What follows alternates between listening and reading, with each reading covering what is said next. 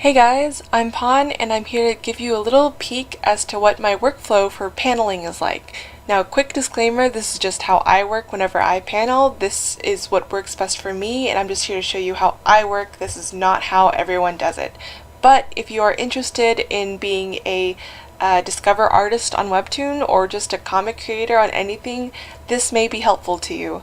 I'm just going to speak specifically about Webtoons because that is where I post my comic the most, because I like Webtoons the most, because I'm really biased. So let's get started. First of all, I've already drawn most, if not all, the panels on a different file and split them into A, B, and C. Each letter contains 25 panels. The reason why I do this is because it just makes coloring a whole lot faster because the file is a lot lighter. If the file was heavy, then everything would take such a long time because keep in mind, your computer can only do so much. So with the pictures, I just click around 10 of them at a time and pull them into the 800 by however long it needs to be file. I know Webtoons ask for 800 pixels wide and 1280 pixels long, but for length, I can always cut it up later, and that's what I'm going to explain later. It doesn't matter to me because I always cut it up later. So here I'm literally bringing the picture in, and with each picture I scale it to what I want it to be, and then I merge the layer, which is Control E, to cut it up, and then right click, blending mode, drop shadow, and please keep note as to what my drop shadow is set to. The distance is 0, the spread is 100, and the size is 3. The reason why I use drop shadow instead of stroke is because it adds the line outside, and while the stroke puts the line inside of the box. It's mainly a preference thing. So as you can see, I normally put the words right after I put the picture in, because it kind of goes with the picture, I mean text and words, but I don't put the bubble right now. That's normally one of the last few things that I do. I normally finish paneling everything first. The font size that I normally use is 18, but a 16 is also okay. 18 sounds really big, but if you're reading webcomics on your phone, it's honestly the perfect size because you can read the text without straining your eyes. I mean, I'm pretty sure we've read some sort of webcomic on the Discover League where the art is really pretty, but you literally can't see the text, and the text size is pretty important. I would try just keep it like at a medium length, not too big, but also not too small. Alright, so once I'm done with placing each panel apart, I go back and start putting in the bubbles. With the shape tool, I just use the ellipse tool. It's just the one with the circle. I make it white and put it behind the text. Just a quick note, make sure that there is space around the bubble. You don't want the text bubble to be cramped because it's a design thing. You want the text to be able to breathe. It also is a lot lighter on the eyes if you give enough space around the text. Afterwards, I add another layer which just serves as the line that, connects the person speaking to the bubble. I group the text, line, and ellipse together. Right-click, blending options, or you can just double-click on the group. I go to drop shadow, and everything is the same except for the size, which is just a 1. So normally, even with all the bubbles and the paneling technically done, I relook through everything just to make sure that everything is nicely spaced out, because paneling is one of the most, if not the most, important aspect to a comic.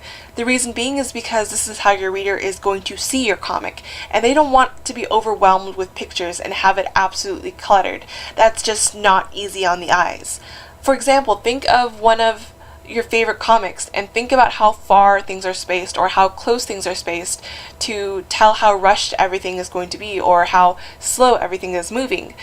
Spacing really matters, especially in the vertical webcomic world, because that's just how you read things, and paneling is pretty much how you can slow down the story without actually vocalizing it's getting slower. It's just make sure to look over everything, so on and so forth. And also, this is also where I sometimes add black backgrounds to some parts if it's a flashback or nighttime or so on and so forth. It just adds more to the storytelling. Once I'm doing that, I normally save it as another file called flat. And with that, I flatten all the layers together. Control E or right click and then merge layer. This is because the Photoshop file was getting way too heavy on my computer, therefore having Photoshop lag on me. This just lightens the load significantly, and it also prepares you for the final process, which is cutting everything up, which is the hardest process. So make sure to flatten everything out first, because this will save you time in cropping and also saving the file. Before we actually cut, we're going to make guides to make sure it fits onto the Webtoons format. First of all, make sure that the ruler is on, which you can just go to view and then go down to ruler, or just click Control R. And also make sure that the snap is on, which is also under view. Go down and make sure that it's on, make sure there's a check mark near snap. Then with the rectangular shape, I make sure it's 800 by 1240. Although Webtoons wants 800 by 1280, I go for a few pixels smaller in case I miss something, or in case I make the guide a little bit too far off, I guess I could describe it. Anyways, with the rectangle, put it at the top and then put the guide at the bottom of the rectangle. Now pull the rectangle below the guideline. Because of the snap, the rectangle should snap into place to where the guide is. And you just do this over and over again until it drives you crazy. Normally this is the shorter part of cutting it. The longer part is the cutting and saving it. This is just you're making guides so that you know what to do and where to cut, so that when you put it on Webtoons it flows nicely. Alright, so now comes to the cutting of the comic, which is the worst of everything next to the paneling, because it's just awful. Normally I use the marquee tool, the square tool, which is just this tool right here, that's a square. If you don't see a square here, just right click on it and try to get the square one and not the circle one. Go to where the guide is, and yeah, that's it. Just save it into a JPEG. So just a quick note, there's not much of a difference between 10 and 12 visually.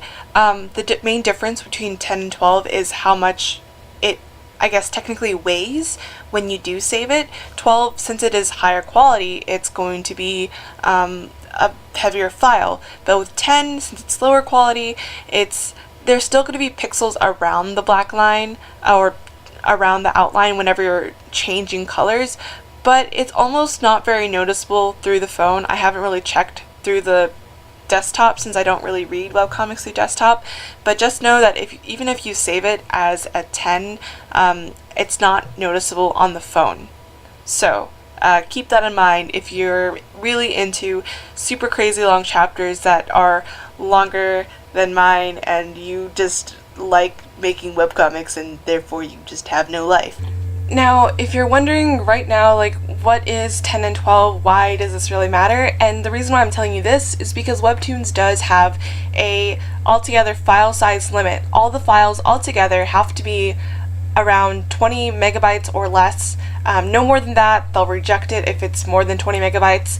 So normally I keep mine at the highest quality, which is 12, but honestly, if your chapters are like crazy long, like super long, keep it at 10. It'll save you the headache of having to resave everything as a 10 again.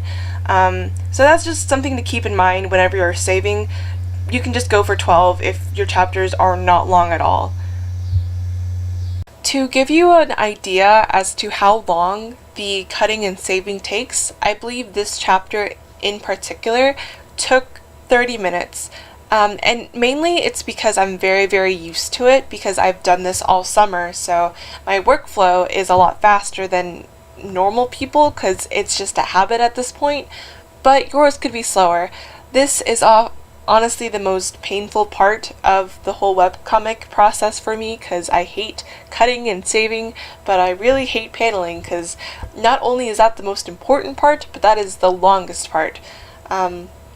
The last part of the whole paneling process is finally uploading it. Now, I don't know why people have problems with this, but someone has reached out to me and asked me how I make such long chapters and how I upload such long chapters despite there being a panel limit. And how is because if you can't tell, there are 60 800 by 1240 pictures in this file right here, and that is the current chapter. When I upload it, I just select 1 through 60, click OK, and it just uploads like that. I think a lot of people think that you can only upload one picture on Webtoons, and honestly that's not the case. You can upload more than one, and Webtoons will stack them up with each other. That's why I name things as numbers instead of anything else, because it's just more convenient that way. And also, one of my favorite things about Webtoons is that you can check how the mobile users read it. And yeah, that is it for the video. I hope this was helpful to you, and yeah, this video was a huge thank you to my Webtoon readers. I reached 1,000, and honestly I cannot thank you enough. Having 1,000 readers on my webcomic is just a dream for me, and let's just keep on moving forward, and I hope you enjoy my webcomic. If this is your first time hearing about my webcomic, it's in the links down below, and I hope you read it. Thank you very, very much for listening, and I'll talk to you next time. Goodbye!